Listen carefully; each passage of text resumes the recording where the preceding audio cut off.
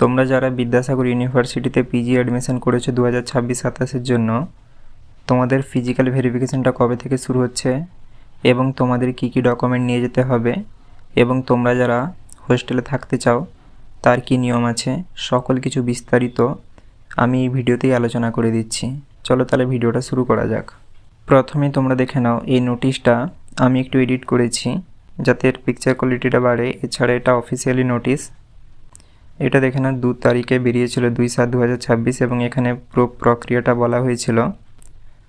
First round বেরোবে, second round বেরোবে এবং তারপরে যদি প্রয়োজন হয় তো আরও বেরোতে পারে।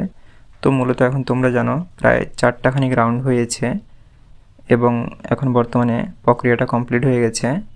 তো দেখে নাও তোমাদের 10 নম্বর পয়েন্টে কি লেখা আছে। Beginning of classes for semester first 2026-27, অর্থাৎ তোমাদের ক্লাস চালু হবে ফার্স্ট সেমিস্টারে 2026-27 শিক্ষাবর্ষে 3/8/2026 এই তারিখে। এবং এখানে 11 নম্বর পয়েন্টে বলছে physical verification of documents in the concerned institution 3/8/2026, অর্থাৎ তোমরা বুঝতে পারছো তোমাদেরকে 3/8/2026 এই তারিখে তোমাদের ফিজিক্যাল ভেরিফিকেশানের জন্যে তোমাদের শিক্ষা প্রতিষ্ঠানে যেতে হবে। এবারে তোমরা যারা ইউনিভার্সিটিতে ফর্ম ফিল আপ করেছো এবং তোমাদের সিট বেরিয়েছে, তোমরা অ্যাডমিশন নিয়েছো, তো তোমরা সেখানে যাবে। এবং বাদবাকি তোমরা যারা কলেজগুলোতে আরও ফেলেছো, তো তোমাদের সেই কলেজে ভিজিট করতে হবে। আশা করি তোমরা বুঝতে পেরেছো। মোট কথা তোমাদের 3 তারিখে ক্লাস শুরু এবং 3 তারিখেই ভেরিফিকেশান।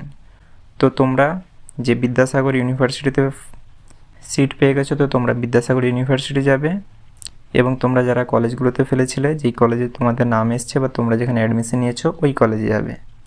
আশা করি বোঝাতে পেরেছি। এবারে বিস্তারিত দেখিয়ে দিচ্ছি তোমাদের কি কি ডকুমেন্ট আরও নিয়ে যেতে হবে।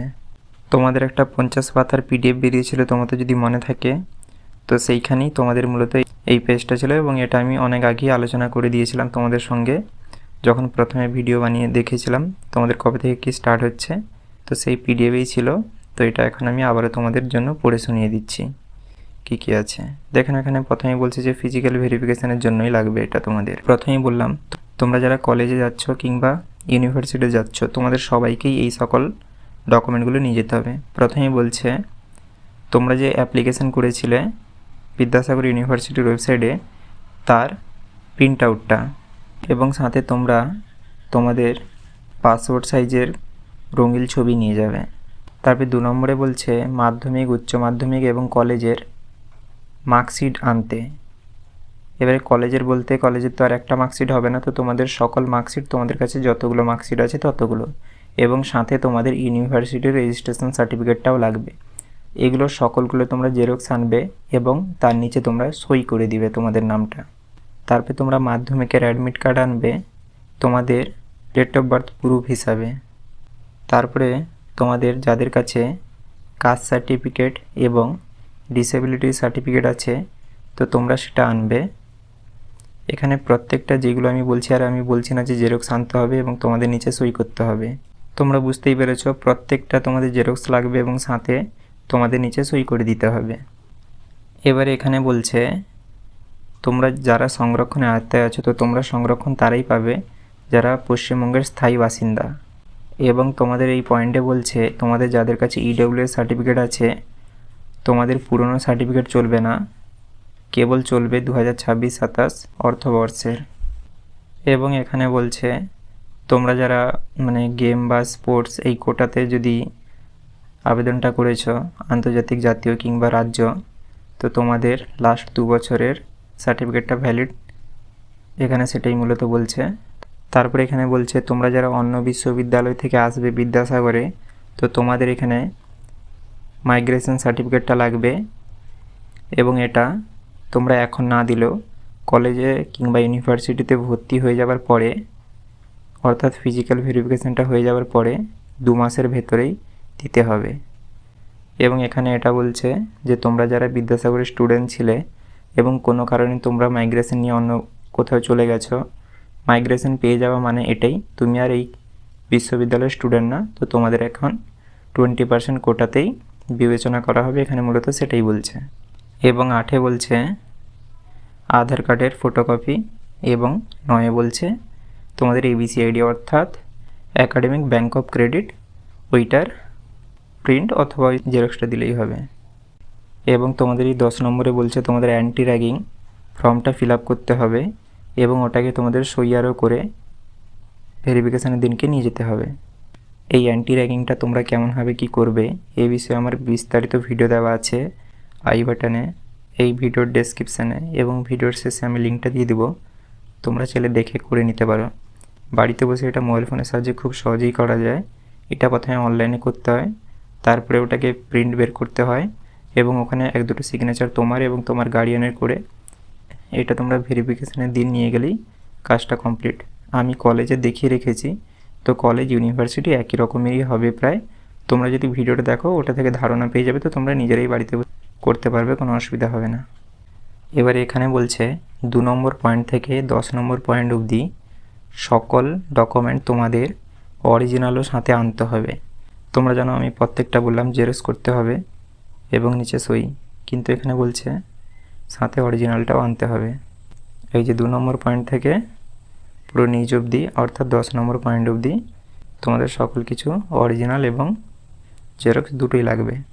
এবারে দেখে নাও, তোমরা যারা বিদ্যাসাগর ইউনিভার্সিটিতে গিয়ে পড়াশোনা করবে তো তোমাদের হোস্টেল ফিচারটা তোমরা পাবে, তো এখানে সেইটাই আমি বিস্তারিত বলে দিচ্ছি। কিন্তু তোমরা যারা কলেজগুলোতে ভর্তি হয়েছ তো তোমাদের সেখানে কলেজে গিয়ে কন্ট্যাক্ট করতে হবে, কিংবা মানে কলেজে ভেরিফিকেশান হয়ে যাওয়ার পরে তোমাকে সেখানে কথা বলতে হবে। তো এখন প্রত্যেকটা কলেজ ভিত্তিক তো আমার বলা সম্ভব নয়, তো তাই আমি ইউনিভার্সিটিটাই বলে দিচ্ছি ইউনিভার্সিটির কী নিয়ম। এখানে মূলত বলছে তোমাদের ইউনিভার্সিটিতে মূলত 5টা হোস্টেল আছে, ছেলেদের জন্য 2টো এবং মেয়েদের জন্য 3টা। টোটাল ছেলেদের সংখ্যা হবে 291 এবং মেয়েদের হবে 393। এবং এখানে বলছে সবাইকে হোস্টেলটা দেওয়া সম্ভব নয়, তাই এটা বিচার বিবেচনা করে দেওয়া হবে বাড়ির দূরত্ব, বাড়ির আর্থিক অবস্থা এবং তোমাদের নম্বরের উপরে ভিত্তি করে। এখানে অগ্রাধিকার তাদেরকেই দেওয়া হবে যারা অন্য রাজ্য থেকে এসছে এবং যাদের বাড়ি অনেকটাই দূর, তাদেরকেই প্রথম ইউনিভার্সিটি প্রথম পছন্দ করবে। এবং এবারে তোমরা আবেদনটা কেমনভাবে করবে, আবেদনটা তোমরা যখনই ফিজিক্যালি ভেরিফিকেশানটা হয়ে যাবে তোমরা যত তাড়াতাড়ি পারবে ডিন স্টুডেন্টস ওয়েলফেয়ারের কাছে তোমরা হোস্টেলের জন্য আবেদনটা করবে যত তাড়াতাড়ি পারবে। কেন কি হোস্টেলের সিট সীমিত এবং যদি ছাত্রছাত্রীরা বেশি করে আবেদন করে, যারা প্রথমের দিকে আবেদন করবে তাদের চান্সটা বেশি হতে পারে। তো তাই তোমরা যারা হোস্টেলে থাকতে চাইছো তো তোমরা ফিজিক্যাল ভেরিফিকেশানটা করে নিই ডিন স্টুডেন্ট ওয়েলফেয়ারের কাছে আবেদনটা করে দিবে। আমি আগেই বলেছিলাম তোমরা যারা বিদ্যাসাগর ইউনিভার্সিটির মেন ক্যাম্পাসে ভর্তি হয়েছ কেবল এই নোটিশটা হোস্টেলের তাদের জন্য। তোমরা যারা অ্যাফিলিয়েটেড কলেজগুলোতে ভর্তি আরও হয়েছ তো তোমাদের সেই কলেজের ওয়েবসাইট কিংবা সেই কলেজে গিয়ে কন্ট্যাক্ট করতে হবে ফিজিক্যাল ভেরিফিকেশান আরও হয়ে যাওয়ার পরে। আশা করি তোমরা সকল কিছু বুঝতে পেরেছ। তাহলে এখন বর্তমানে তোমাদের 3 তারিখ থেকে ভেরিফিকেশানটা শুরু হচ্ছে এবং ক্লাস স্টার্ট হচ্ছে, তো তোমরা অবশ্যই ভেরিফিকেশানে সামিল হও। এবং তোমাদের কারো যদি কিছু প্রশ্ন আছে তোমরা আমাকে অবশ্যই করতে পারো। আশা করি তোমরা সকল কিছু বুঝতে পেরেছ। তাও যদি তোমাদের কোথাও কিছু বুঝতে অসুবিধা হয় কিংবা আমার বোঝাতে অসুবিধা হয় তাহলে তোমরা সেটা আমাকে কমেন্টে জানাতে পারো। ভিডিওটা যদি তোমাদের ভালো লেগে থাকে তাহলে হাইপ, লাইক এবং সাবস্ক্রাইব করতে ভুলবে না। এবং তোমরা যারা ফেসবুক থেকে ভিডিওটা দেখছো পেজটাকে ফলো এবং লাইক করতে ভুলবে না।